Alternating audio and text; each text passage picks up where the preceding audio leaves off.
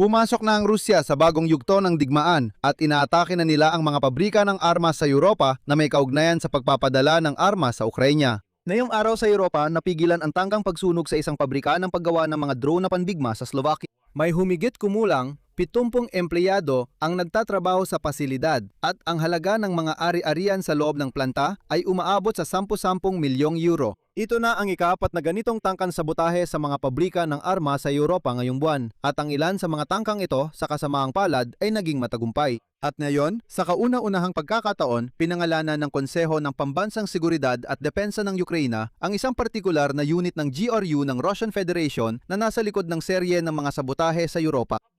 At sinabi ng Bloomberg na hindi pa handa ang European Union na epektibong tumugon sa tumitinding hybrid na digmaan mula sa panig ng Russia. Isipin mo, kahit sa mga ganitong uri ng sabotahe, hindi pa rin kayang tumugon ng Europa. Hindi tulad ng Ukraine dahil naitulak ng Ukraine ang sitwasyon ng mga Ruso sa punto ngayon para maihatid ang langis ng Russia sa India, kailangan ng magbayad ng halos doble. Halos doble ang itinaas ng presyo ng freight na talagang napapahirap sa pagdadala ng langis ng Russia sa India. Ako si Alexei Pechi, tara't himayin natin ang paksang ito. Pero bago tayo magsimula, may hihilingin muna ako sa inyo. Mag-subscribe kayo sa channel, pindutin ang kampanilya at huwag kalimutang mag-like. Kaya ngayong araw, ika-26 ng Agosto, napigilan sa Europa ang ikaapat na tangkang pagpapasabog ng pabrika ng militar na yung buwan. Sa Slovakia, 2 pinaghihinalaan ang naaresto sa pagpaplano ng sabotahe at isa pa ang naaresto sa Germany. Kinuha ng mga pulis ang pampaliyab na halo, mga kagamitan, mga cellphone, video camera at plano. At kalaunan, napag-alaman ng nasabing pampaliyab na halo ay napalm. Ang target ng sabotahe ay ang pabrika ng mga drone ng kumpanyang Ukrainian na Skytor sa lungsod ng Prešov. Ang kanilang opisina sa Kiev ay nawasak na dahil sa isang pag-atake ng Russia noong Mayo 2026. Ang kumpanyang Skytor ay naglunsad ng produksyon ng mga drone na Raybird sa Slovakia sa pamamagitan ng kanilang subsidiary, Traposond. Ang Traposond, isang drone, ay nagpapadala ng mga koordinada ng mga target ng real-time at isinasama sa mga sistemang artilyeriya na HIMARS, Caesar at Crab. Ibig sabihin, ito ay mga sobrang astig na drone para sa pagmamanman at koordinasyon. Talagang kapansin-pansin mga koordinado. Ang kumpanyang Skytor ay maagang naghanda para sa ganitong mga pag-atake at pinaghiwa-hiwalay ang kanilang mga pasilidad ng produksyon sa iba't ibang rehiyon ng Ukraine at sa ibang bansa. Noong 2025, inanunsyo ng Skytor at ng kumpanyang British na Prevail Partners ang pagliha ng isang joint venture na may planong kumuha ng 160 katao sa United Kingdom. Bukod pa rito, nakikipagtulungan din ang kumpanya sa Danish na kumpanyang Quadsat at doon rin nila inilalagay ang kanilang produksyon. Ngunit hindi ito ang unang ganitong insidente sa Europa nitong nakaraang buwan. Noong ika-15 ng Agosto, nagkaroon ng panununog sa isang gusali sa Tallinn na ginagamit ng kumpanyang Estonian na Milrem Robotics na gumagawa ng mga military robot at nagsusuplay ng mga sistema sa Ukraine. Kalaunan, 3 mamamayan ng Latvia ang inaresto dahil pinaghihinala ang sangkot sa pag-organisa ng panununog na yon. Inimbestigahan din ng mga otoridad ng Estonia ang posibleng pagkakasangkot ng mismong Russia. Noong Agosto 13, nagkaroon ng malakas na pagsabog sa pabrika ng KNDS AMA Italy sa Califero, malapit sa Roma. Kasama ang kumpanya sa defense holding na KNDS na nagsusuplay ng armas sa Ukraine at gumagawa ng mga bala para sa hukbong lupa at hukbong dagat. Sa Kyiv, gusto kong banggitin, ay aktibo ang subsidiary na kumpanyang KNDS Ukraine. At mas nauna pa, noong Agosto 10, nagsimula ang sunog sa teritoryo ng Critonia sa Bulgaria. Mga 300 manggagawa ang inilikas noon. Ang EMCO ay pagmamayari ng Bulgarian na tagagawa ng armas na si Emiliano Gebrev na ang mga kumpanya ay nagsusuplay ng armas sa Ukraine mula pa noong 2014. Ibig sabihin, ito ay gusto kong banggitin, subsidiary na kumpanya ng mga Ruso sa buong Europa. At ngayon nga,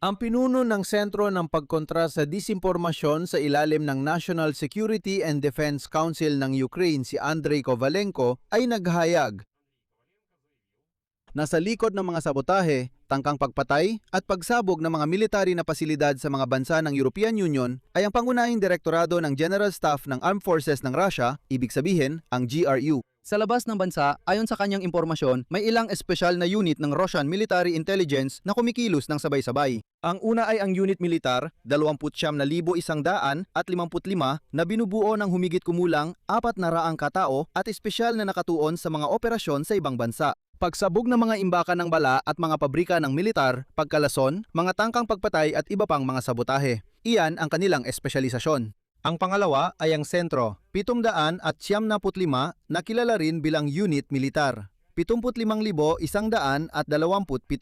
Ito ay isang hiwalay, lihim at otonomong estruktura na ang pangunahing espesyalisasyon ay pagdukot ng mga tao at pagsasagawa ng mga sabotahe sa labas ng Rusya. At dito, kapansin-pansin ang hierarkiya ng pag-uulat. Ang Sentro 775 ay direktang nasasakupan lamang ng hepe ng pangkalahatang tanggapan ng sandatang lakas ng Rusya, si Valery Gerasimov, na siya namang personal na naguulat tungkol sa mga gawain ng unit kay Vladimir Putin.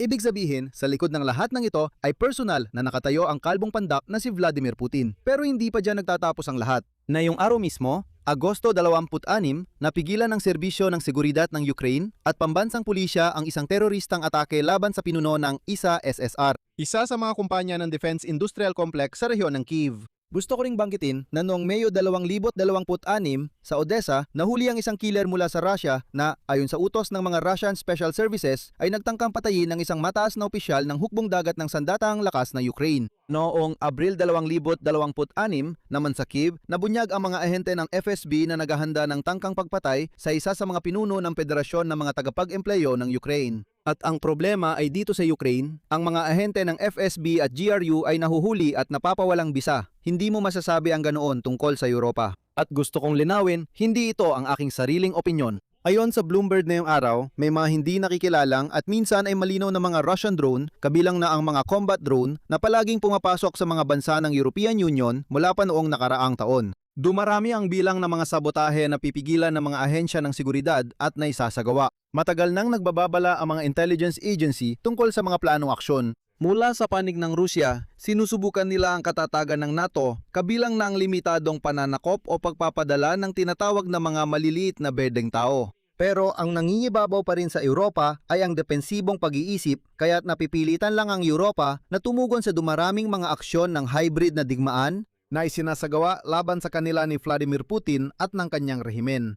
Ang mga Europeo ay abala pa rin sa pangunahing pagtukoy ng mga hiwalay na provokasyon sa paglaban dito, ngunit hindi pa rin nila nagawang lumika ng isang mekanismo ng epektibong pagpigil na tuloy-tuloy na pumipigil sa Moscow mula sa pagpapatuloy o paglala ng mga ito.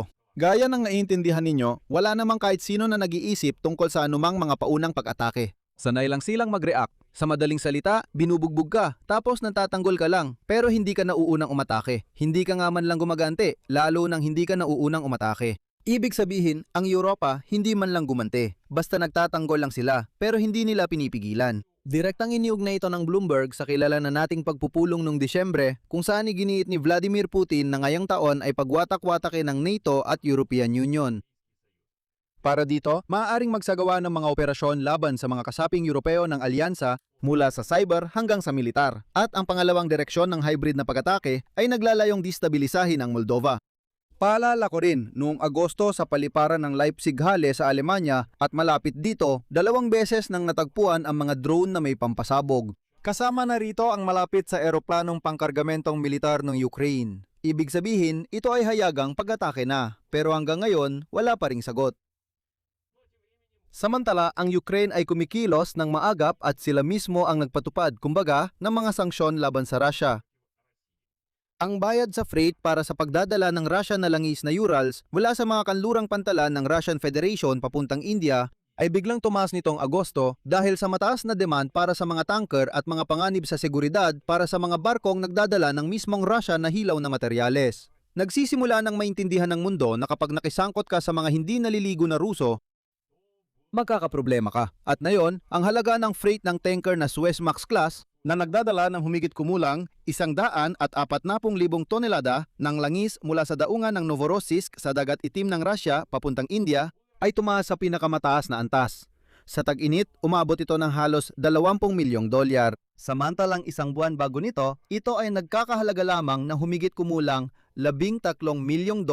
At alam mo ba? Ang biglaang pagtaas ng mga bayarin ay direktang konektado sa mas madalas na pag-atake ng mga Ukrainianong drone sa mga tanker sa Dagat Itim at mismo sa daungan ng Novorossiysk na nagre-resulta sa regular na pagtigil ng pagkakarga ng langis sa daungan ng Novorossiysk. Ibig sabihin, diretsahan lang sinasabi sa mga Ruso, pakinggan nyo, gusto nyo bang kami ang malagay sa panganib? Dalhin ang langis nyo? E di magbayad kayo sa amin ng halos doble. Ayaw nyo magbayad? Huwag kayong magbayad. Sa mga Ruso, sa totoo lang, ganito rin mismo ang paraan ng pakikipag-usap ng India ngayon. Sa lengguwahe na parang, kami ang nagtatakda ng mga patakaran. Kung ayaw nyo, lumayas kayo. Diyos ko, mga Ruso, sino pa ba ang gustong makipagtrabaho sa inyo? Kaya ang India halimbawa, nagbebenta pa rin ng gasolina at diesel sa mga Ruso pero sa sobrang taas na presyo. At nang nagsimulang magreklamo ang mga Ruso at nagsabing, India, binebenta naman namin sa inyo ang langis ng may diskwento, bigyan nyo rin kami ng diskwento sa gasolina. Sabi ng India, pakinggan nyo, kung masyado kayong magmamadaling, edi babawasan din namin ang pagbili ng langis kahit may diskwento pa at hindi rin kayo makakakuha ng gasolina kaya mas maghinay-hinay kayo.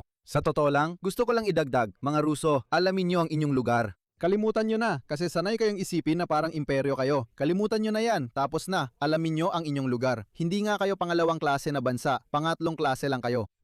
Hindi kayo kabilang sa second world, kayo ay bansa ng parang ikalabimpitong mundo. Tapos, istasyon lang kayo ng gasolina at mahirap na ring sabihing istasyon kayo ng gasolina kasi kayo mismo ay namamalimos at humihingi ng kaunting gasolina sa buong mundo. At bukod pa dyan, tumataas din ang mga rate sa iba pang mga ruta. Ang pagdadala ng langis gamit ang Aframax na klase ng tanker mula sa Baltic Port ng Primorsk papuntang India ay tumaas na ngayon sa average na $13 milyong para sa isang biyahe papunta lang. Mula sa humigit kumulang $8 milyong noong simula ng Hulyo. Ibig sabihin, isang buwan lang ang nakalipas. At paalala ko lang, nang magigiting na Ukrainian na mga drone ay gumagana rin dun sa Baltic Sea. Sana sa Europa ay tularan na rin ang ginagawa ng Ukraine at magsimulang kumilos. Dito ako maglalagay ng 3 tuldok. Isulat ninyo ang inyong opinyon at mga konklusyon sa mga komento sa ilalim ng episode na ito. Mag-subscribe sa channel, pindutin ang kampanilya at huwag kalimutang mag-like. Iyon lang po. Ingatan ninyo ang inyong sarili. Paalam sa lahat.